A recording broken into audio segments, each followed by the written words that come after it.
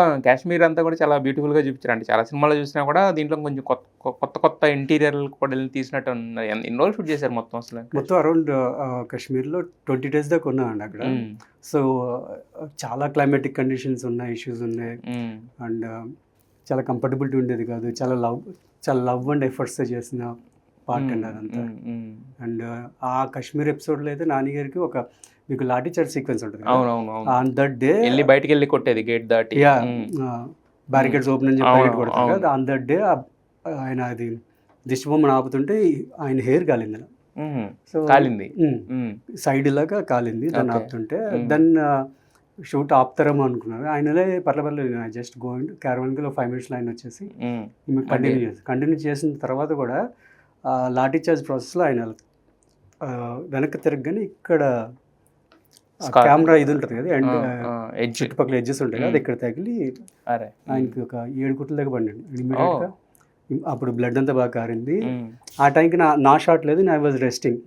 ఇలా జరిగిందని తెలియగానే వస్తే మళ్ళీ ఆయన ఆ బ్లడ్ ఆపుకుని 2-3 షార్ట్స్ అవి బ్యాలెన్స్ ఉంటే అవి చేసేసి అక్కడ నుంచి ఢిల్లీ ఫ్లైట్ వేసుకెళ్ళి ఆ ఢిల్లీలో కొట్లు వేసుకుని మళ్ళీ మార్నింగ్, అంటే ఆ రోజు నిద్రలేదు. ఓకే, మార్నింగ్ వచ్చి చూస్తే గుడ్ మార్నింగ్ సార్ ఏంటంటే నిద్రలేదు, అది ఇదంతా పచ్చిగానే ఉంది.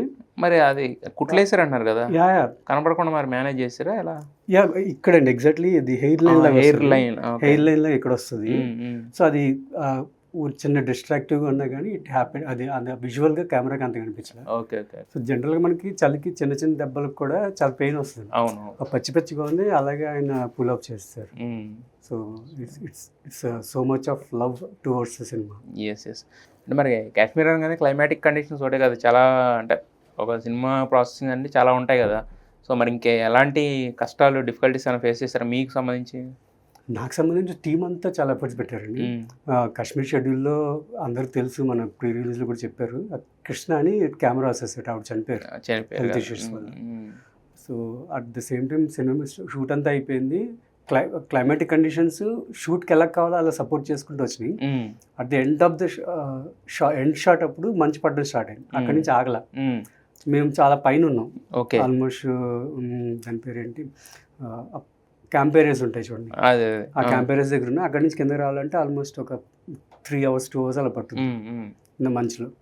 లక్కీలీ నేనున్న కారు ఫాస్ట్గానే వచ్చాం. చాలామంది నడుచుకుంటూ మధ్యాహ్నం 2కి స్టార్ట్ అయిన 7 దాకా వచ్చాం. బాబా, అంత మంచి పడింది. నెక్స్ట్ డేకి ఇంత ఫుల్ అయిపోయింది, ఫ్లైట్స్ అన్ని క్యాన్సిల్, ఎవరు రావడం లేదు. నాన్నగారు కూడా ఆయన బ్లాక్ అయిపోయారు, ఆయన ఫ్లైట్ కూడా క్యాన్సిల్ అయిపోయింది. ఇంకా అందరూ పెహల్గాంలో స్ట్రక్ అయిపోయాం. పొద్దున్నే లేస్తే ఆల్మోస్ట్ మోకాల దాకా మంచు. అందరికి ఫ్లైట్లు పొద్దున్నే, అన్ని ఫ్లైట్లు క్యాన్సిల్. ఇంకా ఇక్కడ శ్రీనగర్ పెహల్గాం నుంచి శ్రీనగర్ స్కోప్ లేదు. ఇంక ఎలాగోలాగా పుల్అప్ చేసి టీం అంతా పుల్అప్ చేసి కార్లు మాట్లాడి వాటికి చేంజ్ చేసి అక్కడి నుంచి 4 hours 6 hours శ్రీనగర్ వెళ్ళాం. శ్రీనగర్లో కూడా ఫ్లైట్ లేవు. 2 days అక్కడ బ్లాక్ అయిపోయాం అందరూ.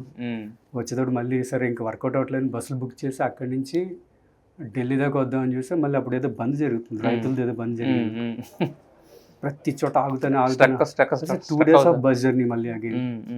లక్కీలీ 1 or 2 tickets ఢిల్లీ నుంచి, అక్కడి నుంచి ఢిల్లీ నుంచి కాదు, శ్రీనగర్ వేరే చోట నుంచి నాన్నగారికి ఒక టికెట్, శైలేష్ గారికి ఒక టికెట్ దొరికింది లక్కీలీ. సో వాళ్ళని అటు వాళ్ళు 1 day స్ట్రక్ అయ్యారు, మిగిలిన టీం అంతా 2 days స్ట్రక్ అయ్యాం. ఇంక మళ్ళీ ఇక్కడికి వచ్చి ఇమీడియట్గా మళ్ళీ 2 daysలో ఇక్కడ షూట్ స్టార్ట్. ఓకే.